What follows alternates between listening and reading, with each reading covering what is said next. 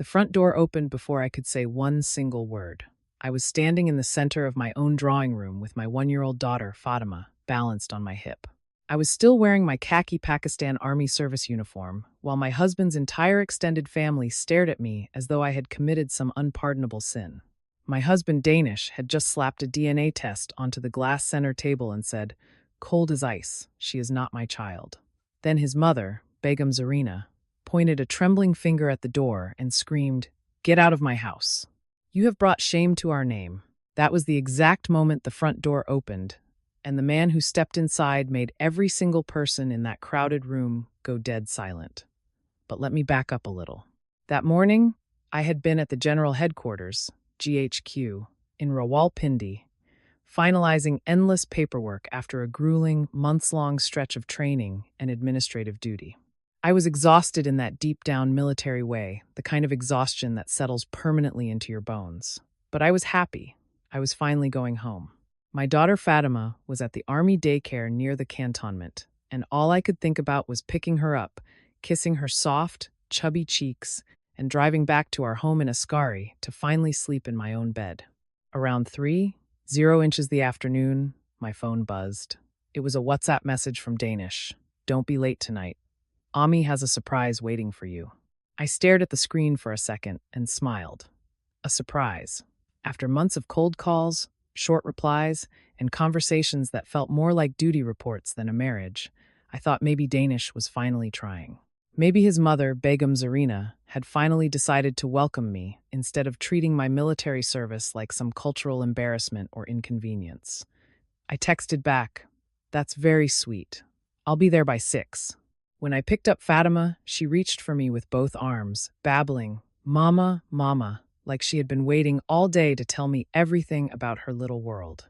I strapped her into her car seat, fixed the little white matching bow in her dark hair, and drove home with the windows cracked. The cool spring breeze coming off the Margalla Hills felt refreshing, and I smiled almost the entire way. I remember thinking, maybe this is the start of something better for us. The house looked warm and inviting when I pulled into the driveway. The porch lights were on, and cars lined the street. Danish's Civic, his sister's SUV, his uncle's old Land Cruiser. I laughed softly to myself. Well, Fatima Marijan, looks like Dadi Ami went all out for us. But when I carried Fatima up the marble steps and opened the front door, the warmth instantly evaporated. The drawing room was packed. Danish's relatives sat shoulder to shoulder on the velvet sofas, on extra dining chairs, and even standing along the walls. No one offered a salam. No one stood up out of respect. No one smiled. Danish stood near the center table.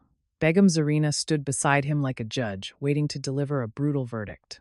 I looked around the room, my heart sinking, and asked, "What is going on here?" Danish reached down, picked up a white envelope, and threw a piece of paper onto the table. "DNA test results," he said, his voice loud enough for the whole room to hear. "She's not my child." For a second, the air left my lungs. I couldn't breathe. Fatima grabbed the collar of my uniform, confused by the heavy, suffocating silence. I looked at the paper, then back at Danish. "What on earth are you talking about?" Begum Zarina stepped forward, her face hard and unforgiving. "We know exactly what you did," she hissed. "You humiliated this family. You dragged our respect through the mud." Then she pointed toward the door. "Get out of my house." Before I could force a word out of my tightened throat, the front door opened behind me.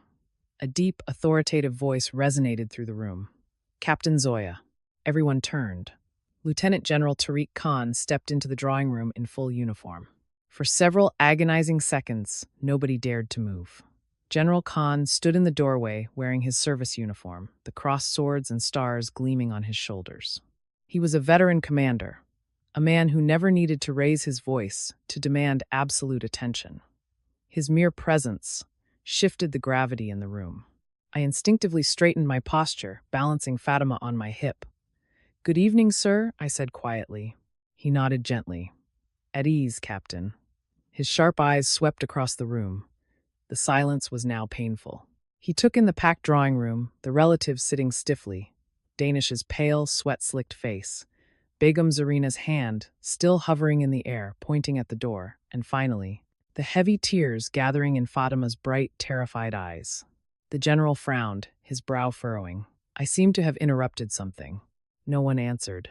Danish swallowed hard, the arrogance draining from his face. General Khan, sir, this is a private family matter.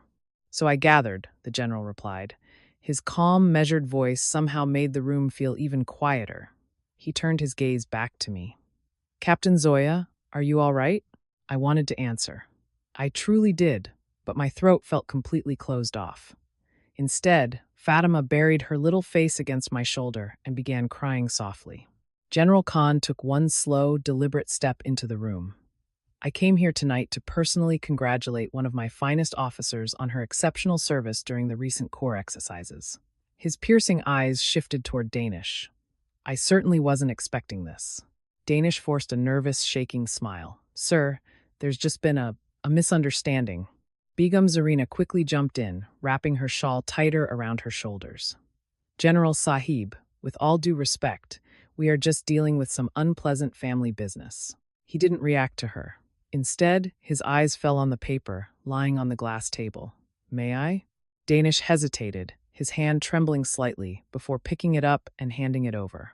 It's a DNA report. General Khan took out his reading glasses, placed them on the bridge of his nose, and carefully scanned the document. Nobody breathed. Even Fatima had stopped crying, almost as if the one-year-old could sense the immense tension radiating through the room. After nearly a minute, the general lowered the paper. Who ordered this test? Danish answered immediately. I did. And where was it performed?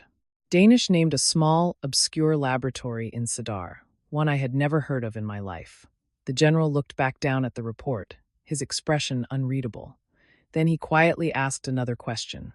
Was Captain Zoya present when this DNA sample was collected? Danish shifted uncomfortably on his feet. No. Was there a court order from a family judge? No. Was the chain of custody legally documented? Danish blinked, panicking. I don't know. The general folded the report neatly into a square. I have spent over 35 years of my life making life and death decisions based on verified evidence. He looked around the room, making eye contact with the elders. This is not evidence. Begum Zarina folded her arms defiantly. It proves she cheated on my son. General Khan calmly shook his head. No, Begum Sahiba. He placed the folded paper back onto the table. It simply proves someone printed a piece of paper. The room plunged into silence again. Danish's uncle awkwardly cleared his throat. His sister exchanged highly nervous glances with her husband. For the first time since I had walked through that front door, I saw a flicker of doubt and uncertainty on a few of the relatives' faces. General Khan turned toward me. Captain Zoya. Yes, sir. Did you ever consent to a DNA test? No, sir. Were you informed that one had been conducted? No, sir. He nodded once. I thought not. Danish suddenly raised his voice, a desperate attempt to regain control. So, what are you saying? That she's innocent? I am saying, the general replied evenly, his tone cold as steel, that accusing a woman of this caliber without legally verified evidence destroys families and reputations. Begum Zarina scoffed loudly. My son deserves the truth. I completely agree. The general paused, letting his words hang in the air. Which is exactly why this family needs a federally accredited laboratory, not assumptions, baseless accusations, or public humiliation. His words landed with the weight of a gavel. I looked around the drawing room. The very people who had been staring at me with deep disgust and judgment only minutes earlier now stared at the floor, actively avoiding my eyes. General Khan stepped right beside me. Captain Zoya. Sir, I believe you and your daughter should leave this house tonight. He looked directly into Danish's eyes, his voice dropping an octave. And I strongly suggest no one makes another accusation until the absolute truth is legally established. As I adjusted Fatima against my shoulder and turned toward the door, I realized something fundamental had shifted inside me. For the first time that evening, I wasn't walking away in shame. I was walking away with someone who believed I deserved justice. General Khan walked me and Fatima all the way to my car. The evening air felt strangely cold now, despite the warm Rawalpindi spring. My hands were shaking so uncontrollably that I struggled to buckle Fatima into her car seat. General Khan waited patiently, his hands clasped behind his back, until I closed the rear door. Captain Zoya, he said quietly, take a deep breath. I looked at him, And for the first time since walking into that ambush of a home, the tears finally came. "I don't understand, sir," I whispered, wiping my face. "How could they do this to me?" He didn't rush to offer hollow comforts. Instead, he pulled a perfectly pressed, clean handkerchief from his uniform pocket and handed it to me. "I've served in this army for nearly 4 decades," he said. "I have seen brilliant careers destroyed because people rush to malicious conclusions. But I have also seen innocent people survive because they absolutely refused to stop telling the truth. I never cheated on my husband. Never. I believe you." Those 3 words nearly broke me. Not because they solved my immediate nightmare, but because they were the first words of trust and dignity I had heard all night. Fatima reached through the open car window and wrapped her tiny, warm fingers around my uniform sleeve. "Mama." I smiled through my tears, kissing her knuckles. "I'm okay, Mary John, I'm okay." General Khan glanced back toward the brightly lit house. "I will have someone help you find a safe place in the cantonment to stay tonight." "I can stay with my friend, Captain Sana, sir." Sana was another army officer stationed nearby. We had gone through the Pakistan Military Academy, PMA, together years earlier and had been like sisters ever since. "Good." He reached into his breast pocket and handed me a thick business card. On the back, he had written 2 names with a fountain pen. One belongs to an experienced military legal assistance officer. The other is Advocate Shireen, a top family law attorney in Islamabad who frequently represents military families. "If this becomes a legal matter," he instructed, "do not face it alone." "I appreciate that, sir. Thank you." Before turning to his staff car, he looked me dead in the eyes. "One more thing, Captain." "Yes, sir?" "Do not try to clear your name by screaming or arguing." I frowned, confused. "What do you mean?" "People who have already decided you are guilty rarely change their minds because of louder arguments." He paused, letting the wisdom settle. "They change their minds when they are confronted with undeniable, irrefutable facts." Those words anchored me long after his convoy drove away. Sana welcomed Fatima and me into her home without asking a single prying question. She simply pulled me into a tight hug. "The guest room is ready," she said softly. "We will talk when you are ready."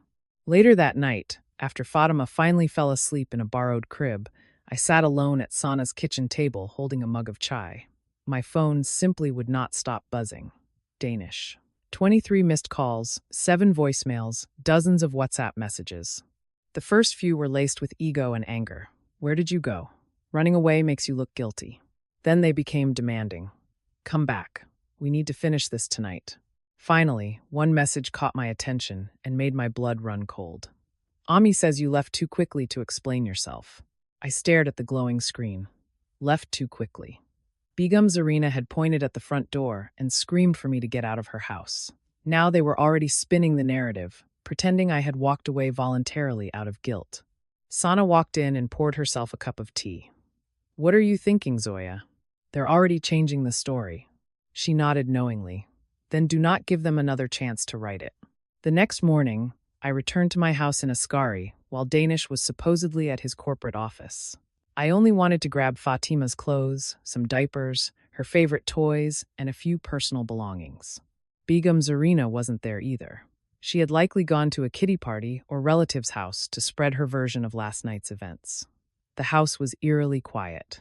As I packed a small suitcase in our upstairs bedroom, I noticed Danish's laptop sitting open on his study desk. Its screen had gone dark to save power, but he hadn't locked it. I had never been the kind of wife to snoop through my husband's things. Then, a WhatsApp web notification popped up in the corner of the screen. "Nadia, everything went exactly like we planned. She'll never recover from this." My heart completely stopped. With trembling hands, I tapped the trackpad and clicked the message. What I read over the next few devastating minutes would obliterate everything I believed about my 9-year marriage. For a long moment, I simply stared at the screen. Nadia. I had never heard that name before in my life. The message sat there like a cinder block on my chest. Everything went exactly like we planned. She'll never recover from this. My fingers hovered over the keyboard, shaking. Every emotional instinct in my body screamed at me to slam the laptop shut, pack my bags, and leave. But another voice, the disciplined voice the army had spent years drilling into my mind, told me to stay calm, observe the battlefield, and collect intelligence before making a move. I quietly opened the chat thread. The first few messages from days prior were sickeningly romantic. Then, my stomach plummeted. Nadia. Did everyone believe the DNA report? Danish. Every single one of them. Another message. Nadia. Did your Ami throw her out? Danish. Exactly like we planned. I stopped breathing for a second. This hadn't been an emotional outburst or a sudden family tragedy. It hadn't been a misunderstanding. This entire humiliation had been calculated and planned weeks before I even returned from my duty. I quickly pulled out my phone and photographed every single page of the conversation. There were dozens of messages. Some talked about the best way to embarrass me in front of his entire family so no one would take my side. Others discussed making sure I left the house so broken that I wouldn't even think to ask questions. Then, one specific message caught my attention and made me freeze. Nadia, once she is out of the picture, selling the DHA plot will be so much easier. Selling the plot? I frowned. Danish and I had bought a residential plot in DHA Islamabad with our joint savings. He had never once mentioned selling it. Then another message appeared farther down. Danish. She'll probably just run back to the army base and hide. She's too proud to fight me in court. Those words hurt far more than the betrayal itself. After 9 years of marriage, he honestly believed he knew exactly how weak I would be. I took more photographs. Then I noticed another folder on his desktop labeled Taxes, 2025. I almost ignored it. Almost. Inside were several PDF files and recent bank statements. One transfer immediately stood out like a siren. 5 million PKR transferred out of our joint savings account. 3 weeks earlier, I opened another statement, another transfer. 3,500,000 PKR, then another. Almost 11.8 million rupees, nearly $42,000, had quietly vanished from our life savings while I was in uniform serving my country. I whispered to the empty room, "What have you done, Danish?" A car door slammed shut outside. I froze. Peering through the upstairs window curtains, I saw Begum Zarina stepping out of a rideshare, pulling into the driveway. She wasn't supposed to be home for hours. Moving with military precision, I quickly emailed the photographs from my phone to my secure private email address, logged out of his WhatsApp web, and closed the laptop exactly the way I had found it. Then I grabbed Fatima's diaper bag, the small suitcase, and hurried downstairs. Begum Zarina walked through the front door just as I reached the marble hallway. Her expression immediately hardened into a scowl. "I thought I told you to keep your filthy shadow away from this house." "I am only here to collect Fatima's things," I said, my voice eerily calm. She crossed her arms, her gold bangles clinking loudly. "You have already destroyed enough of our respect. Leave." I looked at her, feeling no fear, only pity. "I didn't destroy this family, Begum Sahiba." She laughed bitterly, a harsh, grating sound. "You expect me to believe your lies over my own blood? No." I lifted the heavy diaper bag onto my shoulder. I expect the truth to speak for itself. Without another word, I walked right past her. For the first time in my life, I didn't feel the desperate need to defend myself to her. Outside, I buckled Fatima's things into my car and drove straight to the blue area in Islamabad, directly to the office listed on the card General Khan had given me. Advocate Shireen welcomed me into her sleek, modern office that afternoon. She was a sharp, perceptive woman who listened silently as I described everything that had happened over the past 24 hours. When I finished, I unlocked my phone and handed it to her. She slowly scrolled through every photograph. Her eyebrows rose higher with each swipe. Finally, she placed the phone on her mahogany desk and looked up. "Captain Zoya." "Yes, ma'am. I have handled military family disputes and high-profile divorces for 22 years. She tapped one of the screenshots. "I believe your husband didn't just try to humiliate you to get a divorce." She opened a thick legal folder. "I believe he has actively conspired to defraud you of your marital assets." The bustling noise of Islamabad traffic outside the window seemed to fade away. The room felt completely silent. I realized this was no longer just about clearing my name from a fake DNA test. It was becoming a massive legal battle. And Danish had absolutely no idea that his own arrogant text messages had just become the ultimate weapon against him. I walked out of Advocate Shireen's office carrying a legal folder that suddenly felt heavier than the 40 pound rucksacks I used to haul through army training. Not because of its physical weight, but because of what it contained. Evidence. Real, undeniable evidence. For the first time since that terrible night, I was no longer a victim drowning in my own emotions. I was a soldier with facts. Shireen had asked me to remain perfectly calm. "Captain Zoya," she had said before I left, "from this exact moment forward, do not confront your husband. Do not warn his mother. Let him believe his brilliant plan is working perfectly." That was not easy.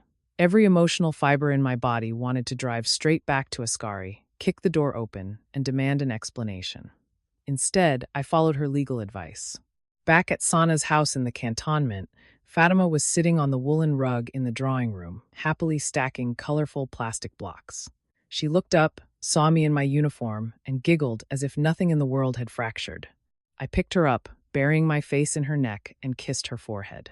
"You deserve so much better than this, my love," I whispered. Sana walked in, noticing the grim determination on my face. "What did the lawyer say?" I handed her the folder. She skimmed through the paperwork, her eyes widening before she looked up. "Oh, Zoya, it gets worse, doesn't it?" I showed her the printed screenshots from Danish's laptop.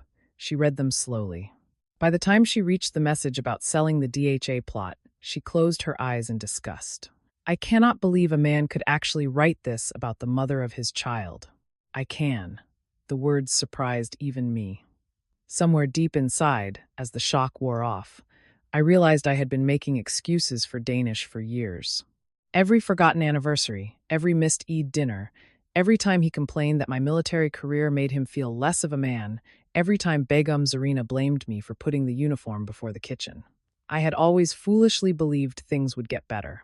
Instead, they had been rotting from the inside, and I had simply refused to smell it. The following morning, Shireen called me. "Zoya, I have started tracing the financial records." "What did you find?" "The money wasn't spent." "It wasn't?" "No." She paused. "It was moved." Danish had opened a secret, shadow bank account nearly 8 months earlier. One I knew absolutely nothing about. Most of the money from our joint savings account had been quietly transferred there in calculated, staggered amounts. Shireen explained why fraudsters often move money little by little because they hope the wife won't notice the bleed until it's too late. "How much are we talking about in total?" I asked. "Just over 11.8 million rupees." I sat down on the edge of the guest bed in silence. That wasn't just our savings. That was Fatima's future. The funds we had meant for her education. The emergency fund I had spent years of my army salary building alongside him. "I also found something else," Shireen said softly. "What?" "A consultation invoice. From a very expensive divorce attorney in Islamabad." "When?" "The consultation took place almost a full month before you even returned from your duty." My heart sank into my boots. Danish hadn't made a terrible, emotional mistake in one single evening. He had been clinically preparing for my destruction while I was still out serving my country. Shireen continued. "And Zoya." "Yes, the DNA laboratory listed on that report he threw at you?" I waited, gripping the phone. "It does not appear to be accredited by any medical board in Pakistan. It is a back-alley clinic." "What does that mean for us?" "It means the report would carry absolutely zero weight in a family court. It is worthless." I leaned back against the wall, the room spinning slightly. Danish hadn't simply been tricked into believing a fake report. He had purposefully paid to create one. That afternoon, another unexpected call came through. General Khan. "Captain Zoya." "Good afternoon, sir. I wanted to check on you and young Fatima." "We are safe, sir. Thank you." "I am glad." He paused before continuing. "I have spoken with the military legal assistance team." "So have I, sir." I met with Advocate Shireen. "Excellent." Then his commanding voice became even more serious. "I need you to remember something critical right now, Captain." "Yes, sir." "Your husband wanted you to react emotionally.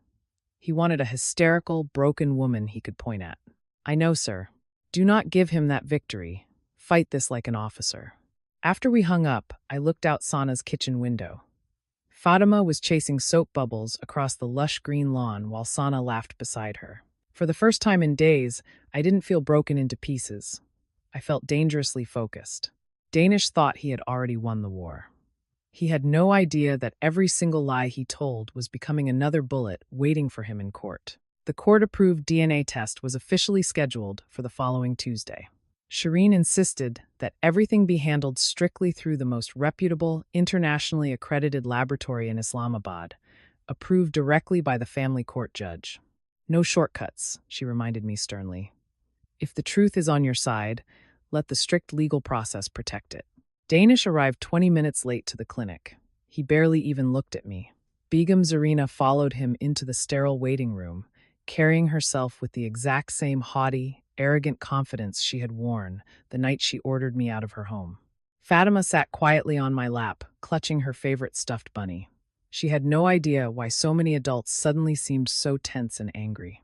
Shireen leaned over and whispered in my ear, "No matter what happens today, you stay perfectly calm. Do not engage." I nodded. "I will." The DNA collection itself took less than 15 minutes. A female technician gently swabbed the inside of Fatima's cheek, then Danish's. Finally, mine. Everything was meticulously documented. Every plastic sample vial was sealed with tamper-proof tape. Every signature was witnessed by legal representatives. Exactly the way General Khan had said real evidence should be handled. As we walked out toward the dusty parking lot, Danish finally spoke. "You really think this dramatic stunt is going to change anything, Zoya?" I looked at him, adjusting my dupatta over my shoulder. "I think the truth already has." He laughed, a hollow, humorless sound. "You've always been so good at pretending to be righteous." I didn't answer. Shireen had warned me. Every unnecessary argument only gave him another opportunity to twist my words for his narrative. So, I simply opened the back door, buckled Fatima into her car seat, and drove away without looking back. 3 agonizing days later, Shireen called. "The results are in." My stomach tightened into a knot. "Can I come to your office?" "Please do." I arrived in the blue area less than an hour later. Shireen placed a thick, sealed envelope on her desk. She didn't open it immediately. Instead, she folded her hands and looked me straight in the eyes. "Zoya, are you ready for this?" I nodded, my jaw set. She carefully sliced the envelope open and unfolded the official laboratory report. She read it silently, and then she smiled. A genuine, warm smile. "The probability of paternity is 99.9999%. For several seconds, I couldn't speak. Hot tears rolled down my cheeks, splashing onto my hands. Not because I had ever doubted Fatima's lineage. I never had. I cried because the truth had finally been put into permanent, undeniable words that no mother-in-law, no cheating husband, and no lying mistress could ever argue with. Shireen handed me a box of tissues. "Congratulations." I laughed, a wet, breathless sound. "That is a very strange thing to say after everything that has happened." "It isn't," she replied, tapping the heavy paper. "Today, the truth officially replaced the lie." That very afternoon, Danish's lawyer received the exact same results. His response to the news surprised everyone. He didn't call to apologize. He didn't call to ask how his daughter was doing. Instead, he sent one short, pathetic WhatsApp text. "The lab must have made a mistake. You paid them off." Shireen read the screenshot of the message and shook her head in pity. When a man absolutely refuses to accept empirical evidence, he is no longer searching for the truth. He is hiding from it. She was right. The next morning, Danish called my phone 6 times. I didn't answer. Then, Begum Zarina left a frantic voicemail. "Zoya Beta, we need to talk. Please pick up the phone." It wasn't a sincere apology. It wasn't maternal concern for Fatima. It was pure, unadulterated panic. By then, the grapevine had worked its magic. Several relatives who had attended that dreadful so-called welcome home dinner had learned about the official, court-mandated DNA results. Danish's younger sister, Aisha, was the first to reach out. "Zoya, Bobby," she said quietly over the phone, her voice thick with guilt. "I owe you a massive apology." "You don't owe me anything, Aisha." "I sat there in the drawing room and watched Amy and Danish accuse you. I watched them throw you out like trash." Her voice cracked. "I should have stood up for you. As a woman, I should have stopped it." I closed my eyes, leaning my head back against the wall. "I appreciate you calling, Asha. I really do. There was something else, Zoya." "What?" "The night you left?" She hesitated, dropping her voice to a whisper. I saw Danish throw another envelope into the burning trash pile in the backyard. My heart skipped a beat. What kind of envelope? I don't know for sure, but after hearing about the real DNA test today, she took a deep, shaky breath. I think whatever was inside would have proven he was lying from the very beginning. I think it was the real test he took months ago. After we hung up, I stared out the window at the distant mountains. Danish wasn't fighting to save our marriage or his honor. He was fighting a desperate battle to save the mountain of lies he had built. And with every passing hour, that mountain was crumbling into dust. By the end of that week, the true story had spread like wildfire through Danish's entire extended family. Not because I gossiped or told anyone, but because the official DNA results spoke for themselves. People who had sat on those velvet sofas, watching me walk out of that drawing room carrying my baby, suddenly realized they had witnessed something deeply sinister. They hadn't seen a guilty new for and here sibling. They hadn't seen a guilty cheating woman exposed. They had watched a loyal, innocent wife be publicly, systematically humiliated by her own husband. One by one, the phone calls began. Danish's elder aunt, his fufo, called first. Zoya, Mary Bachi, I don't even know what to say to you. You don't have to say anything, fufo. No, she replied softly, weeping. I do. May Allah forgive us. We sat silently while they slaughtered your character. Then his cousin called. Then his uncle. Each conversation sounded almost identical. We should have asked questions. We shouldn't have judged you so quickly. We are so deeply sorry. I politely accepted every apology, but none of them could erase the trauma of that night. The vivid image of Fatima clinging to my army uniform while strangers in my own family stared at us with disgust would stay permanently burned into my memory. A few days later, Shireen called me into her office again. I have received another piece of legal discovery. What is it? His full financial records. I drove straight to her office. She handed me a thick stack of printed bank statements. This account belongs solely to Danish. I recognized the routing number immediately. It was the secret account where he had funneled our life savings.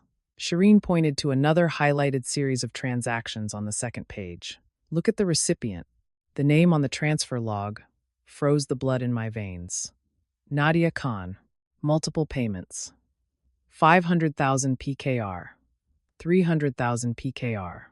750,000 PKR. Almost 2 million rupees altogether. I looked up, nauseous. He was giving our daughter's savings to his mistress. Shireen nodded grimly. It certainly appears so. Then she slid another bound document across the polished desk. This came from a court subpoena to his telecom provider, his phone records. I read the executive summary. Hundreds of late-night phone calls, weekend hotel reservations in Murray and Bourbon, luxury credit card charges from expensive restaurants in Kozar Market that Danish had always claimed he visited for corporate client dinners. I closed the heavy folder, pushing it away. I don't think I even knew the man I was married to. Shireen sighed. Unfortunately, Zoya, there is one more thing. She handed me a printed stack of screenshots. Nadia had voluntarily turned over several of her own WhatsApp text conversations after receiving a legal notice of the fraud investigation. I recognized the layout of the messages immediately, but these weren't the ones I had photographed on his laptop. These were brand new. One text from Danish read, "Don't worry, John. Once the divorce is final, the house, the DHA plot, everything will be ours." Another read, "She's a stubborn army brat, but she'll never figure out the DNA report I bought wasn't real." I stared at the black and white text. There it was in plain English. Not suspicion, not cultural confusion, not male jealousy. A written confession. Danish had known the report was fake from the very beginning. He had orchestrated the whole thing. Shireen quietly closed the folder. I believe this changes absolutely everything for the judge. Later that afternoon, as I was driving back to the cant, my phone rang. The caller ID shocked me so badly I almost pulled over. Nadia. For a moment, I considered ignoring it. Let the lawyers handle her. But something inside me made me swipe the green button. Hello? Her voice sounded absolutely nothing like the confident homewrecker I had expected. She sounded exhausted, weeping, almost terrified. Zoya, I know you probably hate me enough to kill me, and you have every right. I didn't answer. I just listened to her breathe. She continued, her voice trembling. I swear to God, I didn't know he was still living with you as a husband. What? He told me you had been separated for 2 years. I closed my eyes as the lie washed over me. He said you only stayed legally married because of the military housing benefits and societal pressure. He said you didn't even sleep in the same room. Every sentence she spoke felt like a physical punch to the ribs. Nadia's voice cracked into a sob. When I saw the legal notice from your lawyer, when I learned the actual truth, I ended things with him immediately. You helped him publicly humiliate me, I said, my voice ice cold. I know. She began crying harder. And I will answer to Allah for that for the rest of my life. For several long seconds, neither of us spoke. Only the sound of the Rawalpindi traffic outside my car filled the silence. Finally, she whispered, I have already given your attorney every single message, every picture, every bank receipt I have. Why? I asked. Because little Fatima deserves so much better than the disgusting lies we helped create. After we hung up, I parked at Sana's house and sat quietly in the backyard, watching Fatima chase yellow butterflies through the lush grass. Children have such a beautiful, innocent way of living purely in the present. No resentment, no burning desire for revenge, just unfiltered joy. Looking at my daughter's smiling face, I realized something incredibly important. This entire grueling fight had never really been about proving to his family that I was innocent. It was about making sure my daughter grew up knowing that the truth matters, even when the lies are screaming at you. The final family court hearing was scheduled for the second week of September. By then, nearly 4 agonizing months had passed since the night Danish and Begum Zarina had tried to throw me out onto the street. I walked into the Rawalpindi family courthouse wearing a dignified navy blue shalwar kameez with my dupatta pinned respectfully instead of my military uniform. Shireen had given me one simple, powerful piece of advice before we walked through the metal detectors. You are not here today as a soldier, Zoya. What are you here as? A mother, I had replied.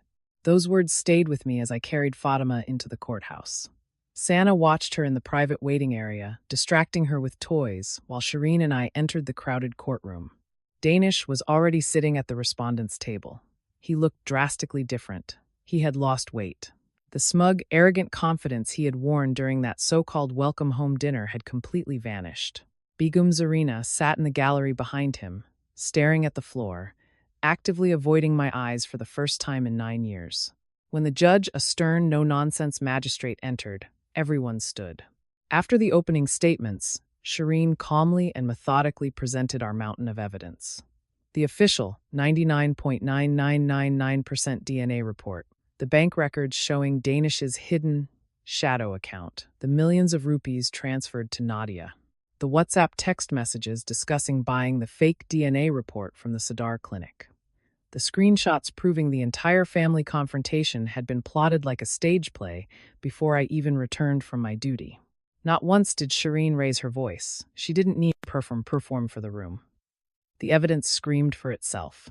Danish's attorney floundered, attempting to weakly argue that his client had acted out of genuine emotional distress and suspicion. The judge slowly looked over the WhatsApp transcripts for several very quiet moments. The entire courtroom held its breath.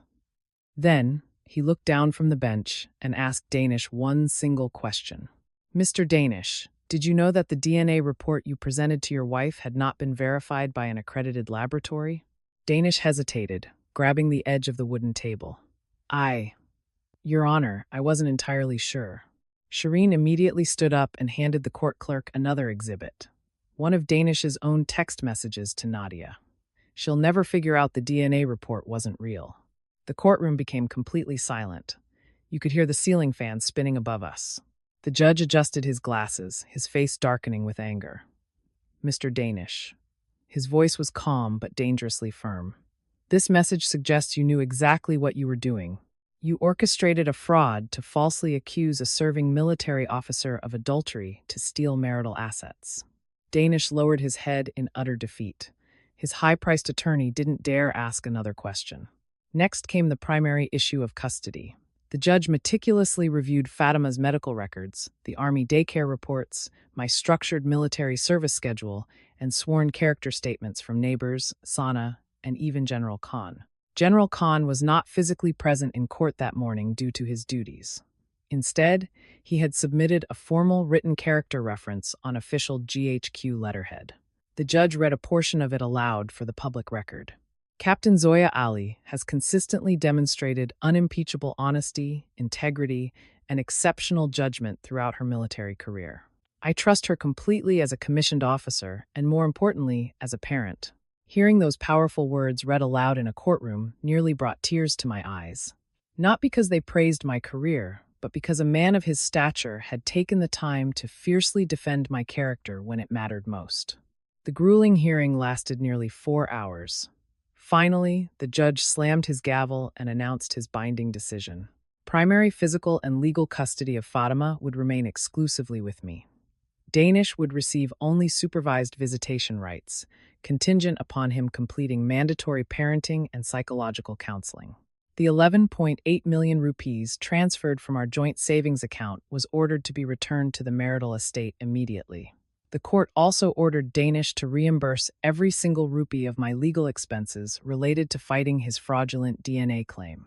When the hearing finally ended, Danish slowly approached me in the bustling hallway outside the courtroom. For a brief second, I thought he might finally have the decency to apologize. Instead, he looked at me with bitter, hollow eyes and quietly asked, "Do you really think you won today, Zoya?" I looked down at Fatima, who was sleeping peacefully in her stroller, entirely oblivious to the war that had just been fought for her future. Then I looked back at the broken man I used to love. "This was never about winning against you, Danish."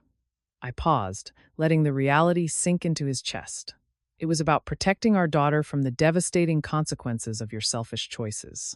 Without another word, I turned the stroller around and walked away. For the first time in 4 agonizing months, I didn't feel like a woman seeking revenge. I felt like a mother who had finally found absolute justice. Almost 6 months passed before I saw Begum Zarina again. Life had finally begun to settle into a rhythm that resembled genuine peace. We were living in a comfortable new home in the cantonment. Fatima was growing incredibly fast.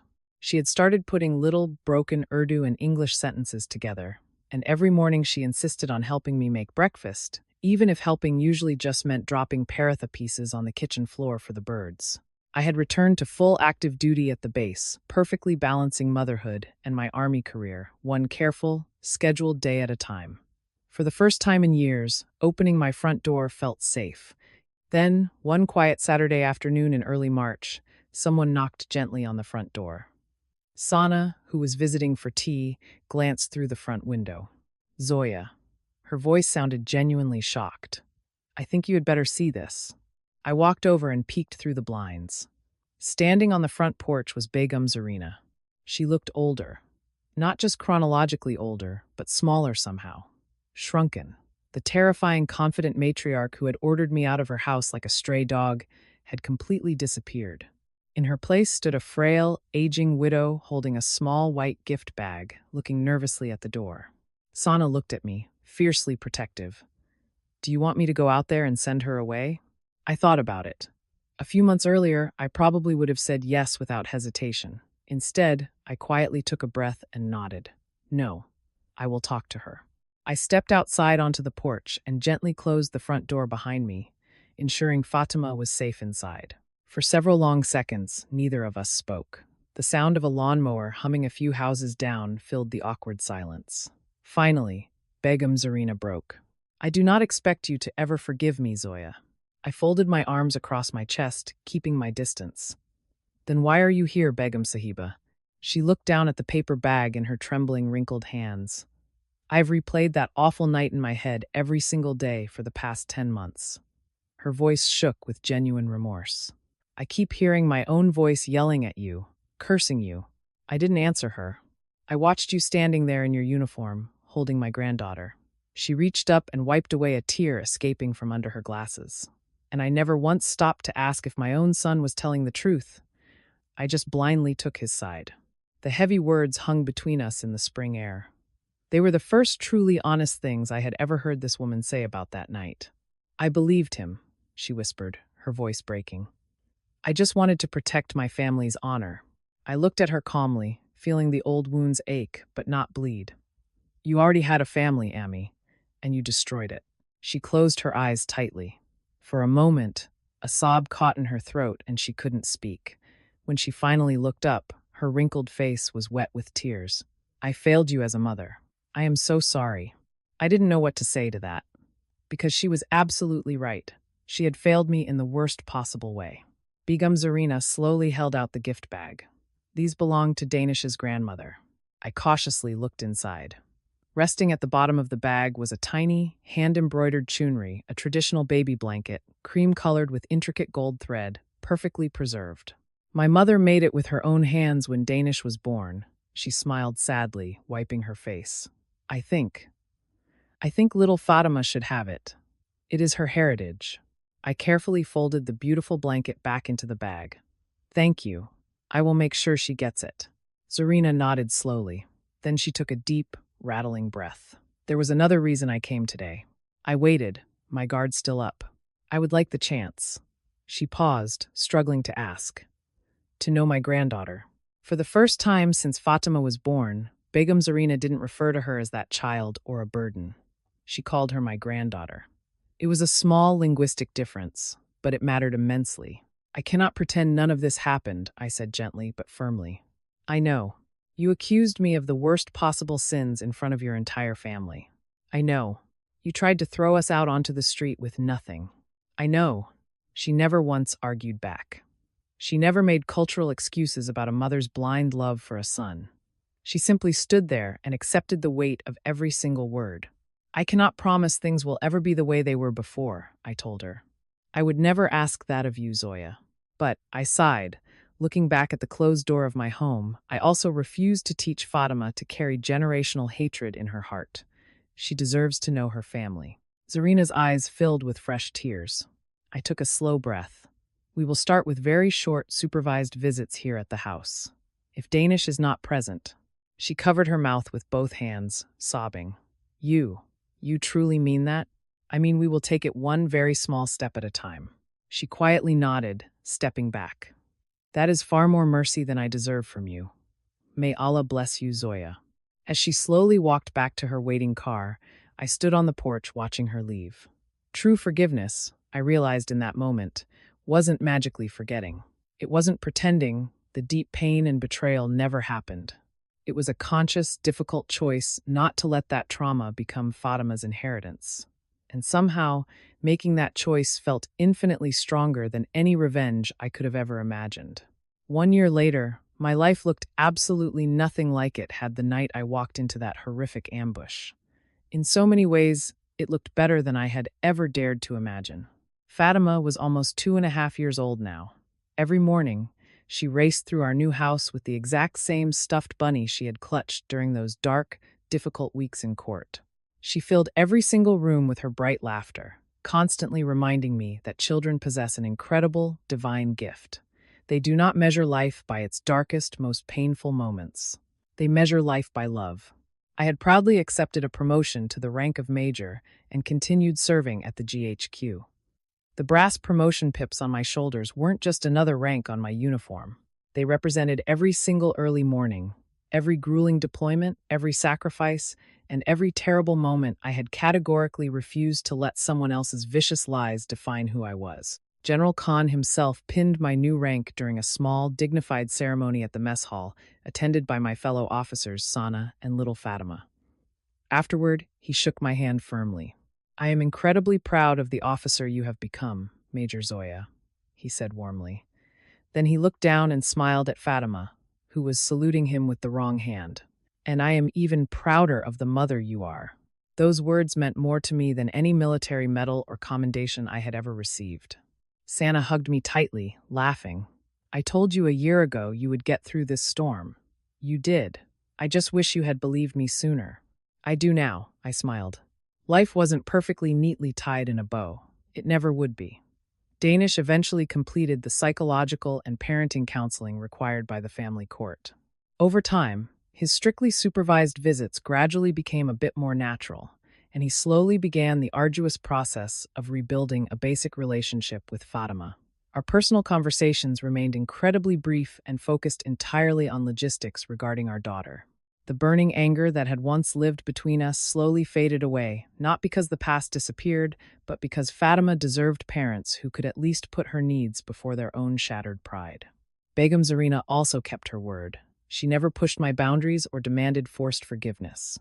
She earned back my trust, one quiet visit at a time.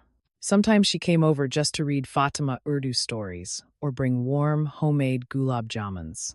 One afternoon, I walked into the drawing room and found the two of them sitting on the floor, wrapping Fatima's favorite doll in the little cream-colored knitted chunri Zarina had given us months earlier. Fatima looked up at me and smiled a toothy grin. Dadi Ami made baby cozy. Begum Zarina looked up at me, tears brimming in her tired eyes, waiting for a reprimand. I simply smiled back at her and nodded. That was enough. Not every broken relationship can be perfectly restored to what it once was. Some betrayals leave permanent, deep scars, but scars do not always represent weakness or defeat. Sometimes they are simply proof of how much you have survived. Looking back at it all, I realized something vitally important.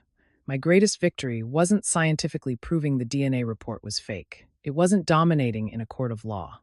It wasn't recovering the millions of rupees Danish had stolen. It wasn't even hearing the apologies from his family. My absolute greatest victory was refusing to become bitter, because letting bitterness rot my heart would have stolen the one thing their lies never could, my peace. Today, when younger female officers or friends ask me how I survived the hardest season of my life, I give them the exact same answer. The truth didn't save me overnight like magic. It saved me one calm, honest, disciplined decision at a time. If my story has taught you anything, I hope it is this. Never rush to judge someone based on loud accusations alone. The truth always deserves patience, and people deserve the fair chance to be heard. The strongest form of revenge in this world isn't cruelty or shouting. It is living your life with absolute, unbreakable integrity when everyone else expects you to break. Protect the people you love, cherish your family, and never, ever let someone else's anger become the legacy you leave behind. If this story touched your heart or reminded you of someone who fought for the truth or needed a second chance, I would be deeply honored if you shared it with them. Feel free to leave a comment with your own thoughts or experiences. And if you'd like to hear more stories about courage, justice, and hope, I'd love for you to subscribe and join me again. Thank you for spending this time with me. Take care of yourselves and of the people you love. Khuda Hafiz.